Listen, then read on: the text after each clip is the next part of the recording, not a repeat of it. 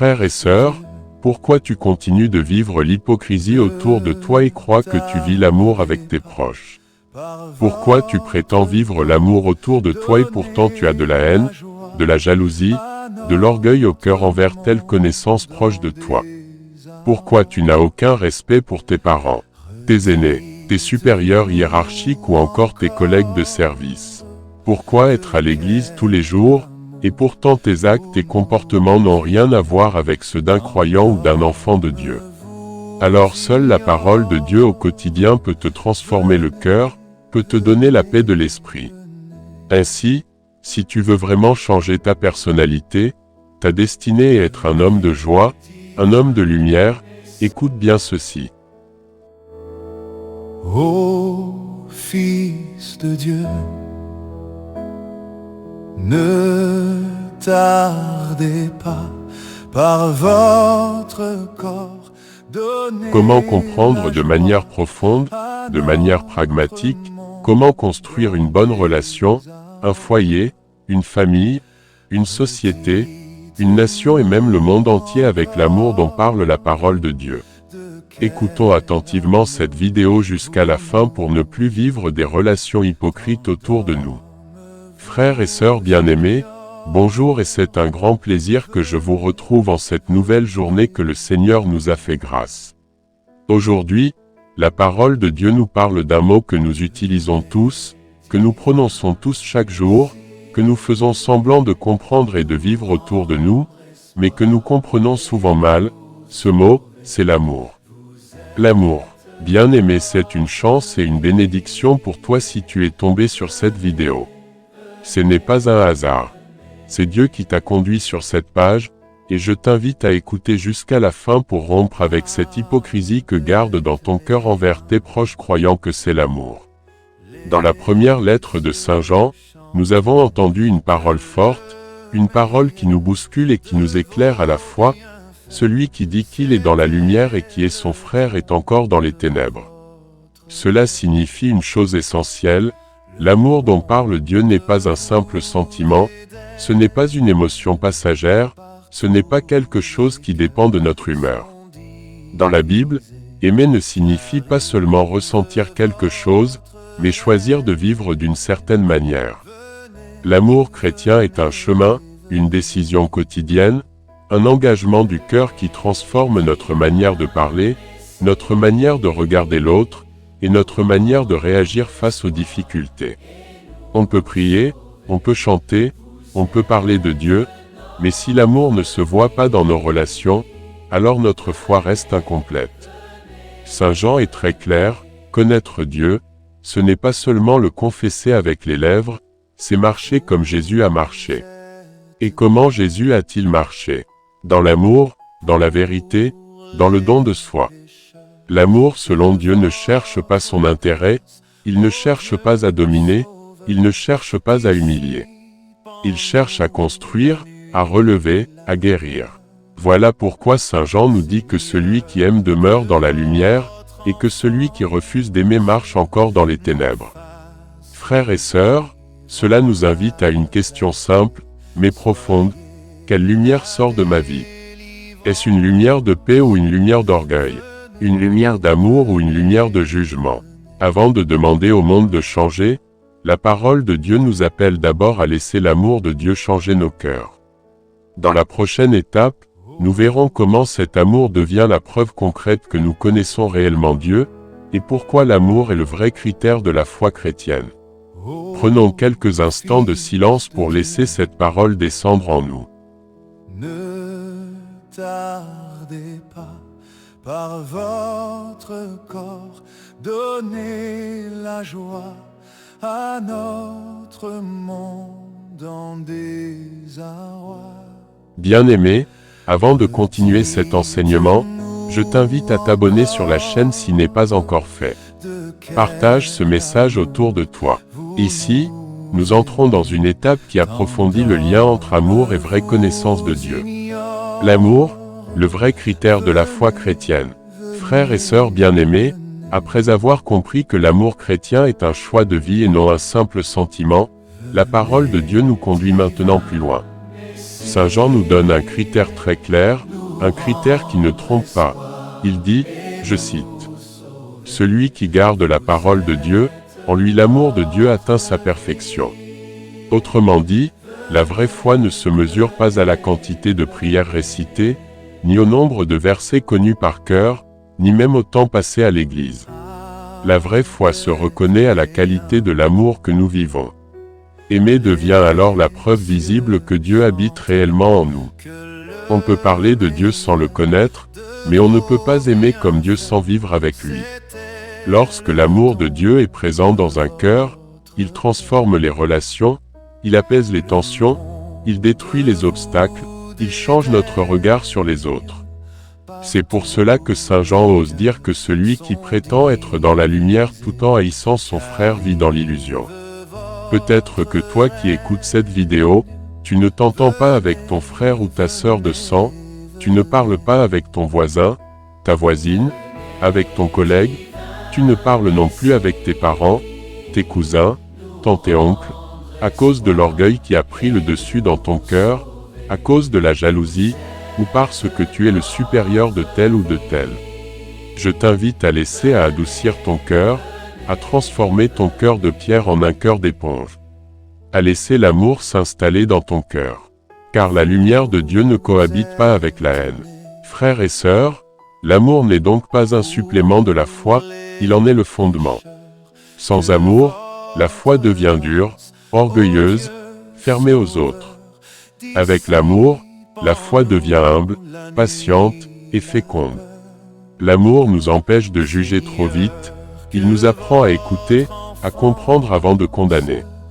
Et c'est ainsi que nous marchons non pas dans une foi théorique, mais dans une foi vivante.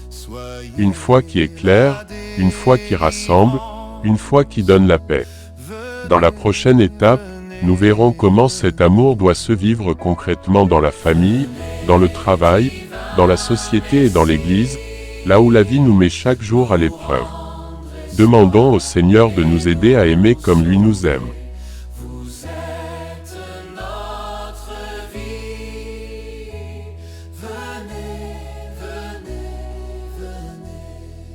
Bien-aimés en Christ, avant de continuer cette nouvelle partie qui nous enseignait comment vivre l'amour chrétien dans tous les milieux de la vie. Je vous invite à écrire dans les commentaires de quel pays vous nous suivez, et si vous avez des préoccupations personnelles, n'hésitez pas à les mettre en commentaire. Beaucoup d'entre vous, comment est-ce que vous vivez avec vos membres de la famille? Quel est l'état de vos relations dans vos églises, dans vos lieux de service? Si tu veux vraiment transformer ton cœur et vivre en parfaite harmonie dans ton milieu quotidien, écoute attentivement cette vidéo jusqu'à la fin et tu deviendras toi aussi le sel de la terre, la lumière du Christ. Frères et sœurs bien-aimés, l'amour dont parle la parole de Dieu n'est pas fait pour rester dans les livres ou seulement dans la prière, ou encore seulement dans les églises. Il est appelé à se vivre au cœur même de la vie quotidienne, là où nous travaillons, là où nous vivons en famille, là où nous rencontrons les autres. Car c'est précisément là que la lumière de Dieu doit briller. Et, n'oublions pas que Dieu a dit dans la Bible que nous sommes le sel de la terre. Tout ce que nous rencontrons ou nous touchons au quotidien doit trouver le bonheur et la joie. Commençons par la famille. La famille est le premier lieu où l'amour est mis à l'épreuve. C'est là que nous connaissons le mieux les autres, et c'est aussi là que les blessures sont les plus profondes. Aimer dans la famille, ce n'est pas être parfait, mais c'est apprendre à pardonner, à écouter, à faire passer la paix avant l'orgueil. C'est choisir la patience quand la colère monte, et le dialogue quand le silence devient lourd. Là où l'amour est vécu dans la famille, la maison devient un lieu de paix. Là où l'amour est refusé, les ténèbres s'installent. Ensuite, l'amour doit se vivre dans le travail et dans la société. Aimer dans ces milieux ne signifie pas tout accepter ou se laisser écraser. Cela signifie être juste, honnête, respectueux de la dignité humaine. C'est refuser la corruption, le mensonge, l'injustice, même quand cela coûte. L'amour chrétien nous appelle à faire notre travail avec conscience, à traiter les autres avec respect, à chercher le bien commun plutôt que l'intérêt personnel. C'est ainsi que la lumière de Dieu entre dans la société. Enfin, l'amour doit se vivre au sein même de l'Église et de nos communautés. Saint Jean est très clair. On ne peut pas prétendre aimer Dieu tout en nourrissant la jalousie, la division, le mépris envers les autres. L'Église est une famille de frères et sœurs, et non un lieu de compétition spirituelle. Aimer dans l'Église, c'est servir sans chercher à être vu, c'est se réjouir du bien que Dieu fait chez l'autre, c'est construire l'unité au lieu d'alimenter les conflits. Frères et sœurs, là où l'amour est vécu concrètement, Dieu est présent, et sa lumière éclaire le monde. Dans la prochaine étape, nous verrons comment aimer quand cela devient difficile, quand l'amour semble humainement impossible, et comment Jésus nous apprend à aimer jusque dans l'épreuve. Demandons au Seigneur la grâce d'aimer dans notre quotidien.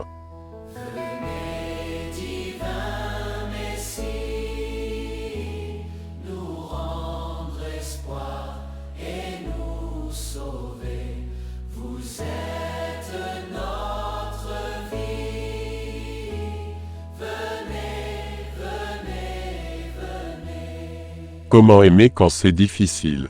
Comment vivre l'amour quand le milieu est empoisonné par la méchanceté? Si tu veux vraiment vivre ta croyance, si tu veux vraiment vivre ta foi chrétienne, si tu veux vraiment vivre et pratiquer l'amour comme Jésus-Christ, alors je t'invite à suivre attentivement cette autre partie sur l'amour. L'amour à la manière de Jésus. Frères et sœurs bien-aimés, il est relativement facile d'aimer quand tout va bien, quand les relations sont paisibles, quand nous nous sentons respectés et compris. Mais la parole de Dieu nous conduit plus loin. Elle nous appelle à un amour qui dépasse nos forces humaines. Jésus ne nous a jamais promis que l'amour serait facile. Il nous a montré, par sa vie, que le véritable amour passe souvent par la croix. Aimer quand on est blessé, aimer quand on est incompris, aimer quand on est rejeté, aimer quand on est trahi, voilà le cœur de l'Évangile. Cet amour ne consiste pas à tout accepter ou à fermer les yeux sur le mal. Aimer ne veut pas dire approuver l'injustice. Aimer ne signifie pas rester prisonnier de situations destructrices. Mais aimer, c'est refuser de laisser la haine, la douleur prendre le contrôle de notre cœur. C'est choisir de ne pas répondre au mal par le mal, de ne pas rendre la violence pour la violence, de ne pas laisser l'amertume nous détruire intérieurement. Sur la croix, Jésus a aimé jusqu'au bout. Il a pardonné alors même qu'il souffrait, alors qu'il mourait. Il demandait à Dieu de pardonner ses crucificateurs, car ils ne savent pas ce qu'ils font. Cet amour-là n'est pas un amour humain ordinaire. C'est un amour qui vient de Dieu. Et c'est pourquoi nous ne pouvons pas aimer ainsi sans la grâce du Seigneur. Lorsque nous essayons d'aimer par nos seules forces, nous nous épuisons. Mais lorsque nous laissons l'amour de Dieu habiter nos cœurs, cet amour nous guérit, nous libère et nous transforme. Frères et sœurs, aimer quand c'est difficile est le signe le plus clair que la lumière de Dieu brille réellement en nous. Cet amour nous conduit vers une paix intérieure, vers une tranquillité d'esprit. Parce qu'il nous permettra de savoir que notre prochain n'est pas conscient du mal ou du tort qu'il nous cause. S'il avait lui aussi l'amour de Dieu, il devrait savoir que le mal à autrui n'est pas bon. L'amour de Dieu protège et renforce notre vie spirituelle. L'amour de Dieu est sucré.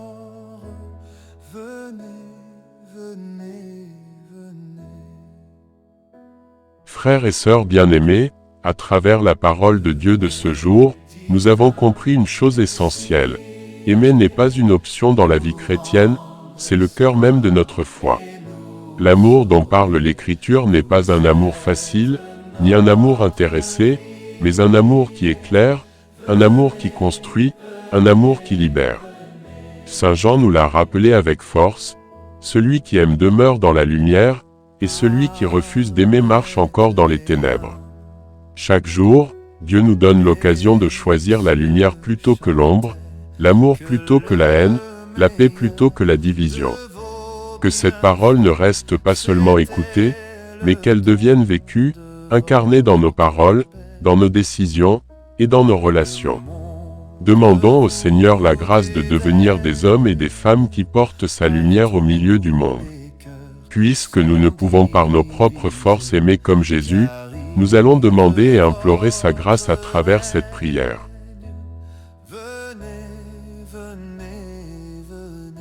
Prenons une minute de silence.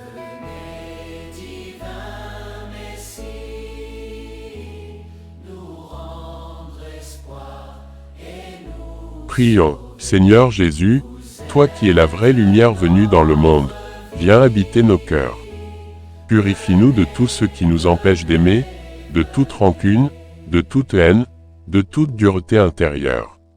Apprends-nous à aimer comme toi tu aimes, sans condition, sans orgueil, sans violence. Fais de nous des instruments de ta paix, des témoins de ta lumière, des bâtisseurs d'unité au milieu de nos familles, de nos communautés et de notre société. Que ton amour transforme nos regards, nos paroles et nos actions. Seigneur, que là où il y a les ténèbres, nous apportions ta lumière, et que là où il y a la haine, nous semions ton amour. Nous te le demandons dans la confiance et l'espérance. Amen. Que Dieu vous bénisse. À demain pour la parole de vie. Venez, venez, venez. Venez, divin.